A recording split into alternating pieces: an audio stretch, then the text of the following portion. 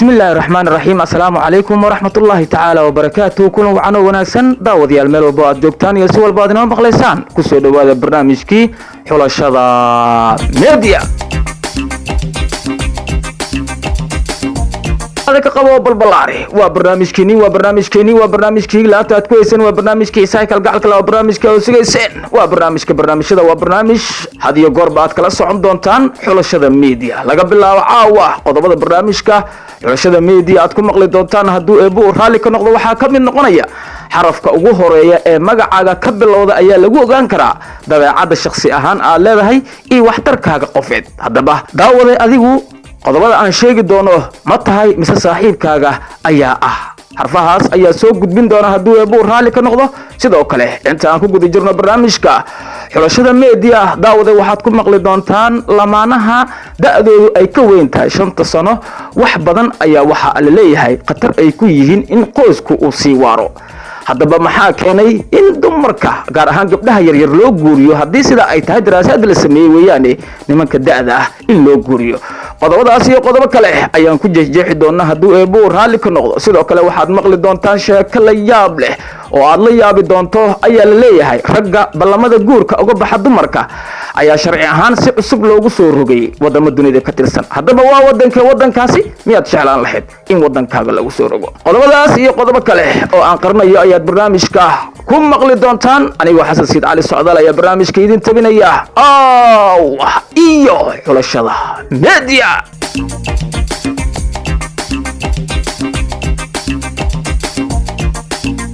وهاجاك داوده qodobka ugu horeeya barnaamijka aan ku soo qaadanayna waxa uu noqonayaa sheeko la yaab leh. ragga ballamada guurka uga baxa dumarka ayaa sharci cusub laga soo rogay oo la soo saaray.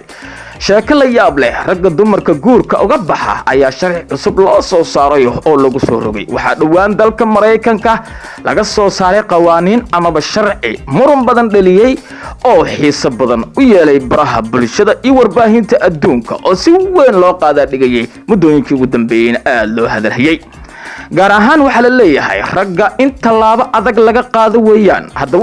waa kuwa day ballamada uga baxa dumarka ee waa ku guursanayna inta yiraahdo haddana ku booda ayaa la leeyahay kuwaas ayaa sharciga loo soo rogay. nin kasta oo isku daya la leeyahay in ballanta guurka uga baxo haweeney uu shukaansanayay muddo ama haddii si kale aynu u dhigno weeyaan nin kasta oo in uu markaasi gabar ballanka qaaday guur ah haddana ka soo bixi waaya waxa la leeyahay ballanta ka baxaasi ayaa lagu iqaabayaa oo xabsi ayuu mutaysanaya. South Carolina waa gobol ka tirsan Mareykanka amaba USA sida doonto u qaado waxaa dhawaan laga soo saaray sharci la sheegay in uu xukumi doono ugu yaraan 1 sano iyo wax ka badan oo xabsi adag ah oo aan afis lahayn amaba la iibsanaynin oo racfaan aan laga qaadan karin. taasi oo lagu ridi doono ragga ballamada guurka uga baxa gabdhaha ay shukaansadaan. isaga oo sidaas sharcigan gaar ahaan u taaban doona dhalinyarada xitaa ragga ah oo da'doodu aanay dhaafin 16 jirka kuwaasi oo inta gabdha yar shukaansada haddana ballamada uga baxa guursadana rag kale aan iraahday guursadana dumar kale oo markaasi iyagu ay calmadeen u wareega. markii sharcigaas uu soo baxay ee cusub weeyaane isla markiiba muran badan ayaa ka dhashay. dadka qaarkood waxa ay qabaan leeyahay in sharciga xabsiga laga dhaafo oo lacag fara badan qofka lagu ganaaxo. balse haweenka ku nool wadamada carabta ayaa si weyn u soo dhaweeyay sharcigan oo waxay leeyihiin annaga ballamada ayaa laga baxa ragga carabta had iyo jeer wayna lugooyaan waa in wadamadeena carabta lagu soo kordhiyaa ayay yiraahdeen. waana badqabka guurka mustaqbal ay kula wadaagi lahaayeen nimanka muddada dheer shukaansanayay. waa sida gabdhaha carabta ay qabaan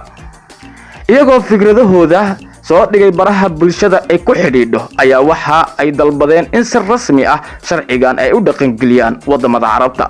muddooyinkii ugu dambeeyay hablaha ku nool dunida waxa aad ula dhacayeen ragga inta ballamada guurka ka qaada haddana uga baxa. waxaase la leeyahay ragga iyo dumarka ayaa aad u fara badan haddana kala xulashada raggu iyaga ayaa u gaar ah oo qofba dantiisa iyo marxaladda haysata ayuu ku eegayaa. raggu samiyay dambi leeyihiin waa adigna daawanaya xulashada media nagala socdee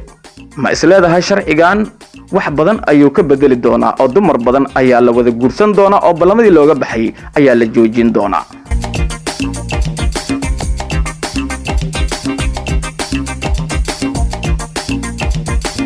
wahagaag dhegaysta haddii aynu soo qodobno qodobka xiga ee barnaamijka xulashada media caawa waxa uu noqonayaa lamaanaha da'doodu ay ka weyn tahay 5 sano badi waxa la leeyahay qatar ayay u yihiin in qoyskaasi uusan waarin ay isku dhacaan oo isfuraan oo ay kala tagaan cilmi baaris ay samaysay jaamacadda lagu magacaabo Atlanta ee dalka Mareykanka ayaa lagu daafuray in fashilaada ku dhacda guurka sababaha ugu badan ay keento ay ka mid tahay labada qofood oo da'doodu weyni ay u dhaxayso cimrigooda cilmi baaristan ayaa sheegaysa in markasta ay da'da lamaanuhu ay isguursadaan ay kala yihiin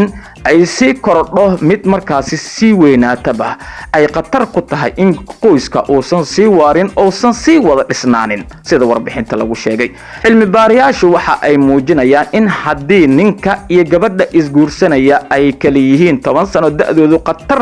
ay aad u far badan ay leedahay muddo kadibna isku dhacayaan waa boqolkiiba 39 ayaa sidaas sameeya ayaa la leeyahay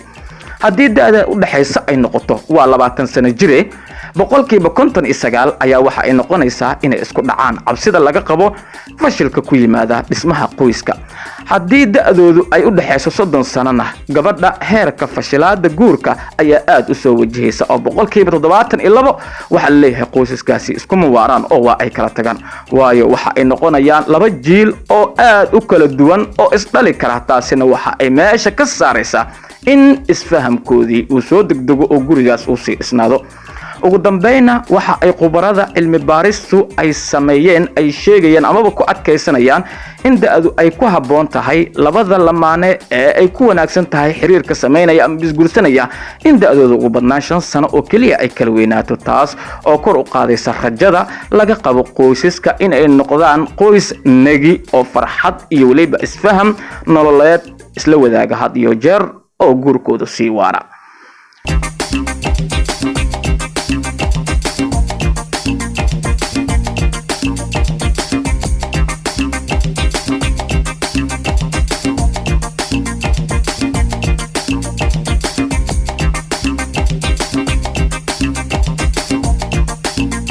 qodobka ugu dambeeya ee barnaamijka aan ku soo gabagabeynay dhageysto waxa uu noqonayaa waa qodob taxaniin oo ah oo xarfaha ka bilowda ee ilaa iyo Z ama Z ayaan wadi doonaa haddii eebo raali ka noqdo qodobkan waxa uu noqonayaa qodob si qaas ah idinku soo xuleen bahda xulashada media oo toddobaad walba iyo habeen walba iyo mar kastaba aad ka daawan doonto kana la socon doonto xarafka ugu horeeya la leeyahay ee magacaaga ka bilowda ayaa lagu ogaan karaa dabeecadda aad leedahay iyo waxtarka shakhsiyadeed ee qofka bini'aadamka haddaba dhageysto xarafkan haddii uusan magacaaga ka bilaabanin adigu annagu se waxaan kuu sheegaynaa saaxiibtaada ama saaxiibkaaga ma ku aragtay dabeecadaha aan soo wado xarafka e ama ba ayaan ku bilaabi doonaa isla caawa iyadoo xarfo kale inoo soo socdaan oo aan sii wadi doono sida xarfaha ee isugu xigaan by English ahaan xarafka e waxa la leeyahay waa xaraf astaan u ah ayaa la leeyahay aqliga waxaana lagu yaqaanaa dhiirani iyo waliba adkayn aad u fara badan marka uu rabo in uu socodsiiyo aragti uu qabo ayuu aad ugu adag yahay waana qof haddii uu hogaamiye noqdo uu jecel yahay in uu dunida dhan uu tuso jiritaankiisa iyo waliba awoodiisa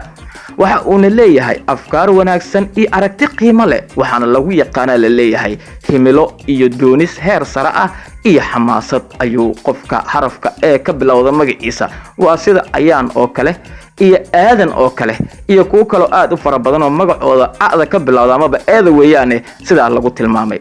waxa uu jecel yahay shaqada dhaqdhaqaaqa faraha badan waxa uu aad iyo aad qofkaasi u necab yahay xasiloonida iyo fadhiga faraha badan ayuu aad u necban yahay haddii xarafkani uu mar labaad ku soo noqdo magaca dhexdiisa waa sida aadan oo kale waxa uu tilmaamayaa hogaamiye geesi ah haddii mar labaad uu ku soo noqdo dhamaadka magaca waxa uu tusinayaa in qofkani uu yahay qof aan talo iyo waliba waano qaadanin qofna uusan ka qaadanin qofkan aad uma jecla leeyahay xitaa in uu hadalka u wado laga soo dhaxgalo taas oo micnaheedu tahay keligii talisnimo kama marna meesha hadday sidaa ay timaado guud ahaan barnaamijkii xulashada media ayaa intaa ku soo afmeeraya anigoo socdaalaya barnaamijka idin soo tabinayay oo halkaan idinkala socodsiinayay Yaasiin Maxamed Salaad ayaa barnaamijka dhanka farsamada editka iga qaabsiiyay inta aan ku kulmi doono barnaamijkan lamid ah daawade sida iyo amaan Allah balse waxaan kugu bogaadinaya ka codsanaya inaad noo subscribe-so share-ta aan naga ilaawin laaga noo raaciso qodobada aan soo sheegnay haddii fikirkaaga aad nagu sii biiriso hoos noogu soo qortana comment ka bixisana waynu kaaga mahadcelinayna waana kaaga mahadcelinayna la socodka barnaamijka iyo waqtiga aad u hortay sida iyo nabadino nooli kulanti wacan bye bye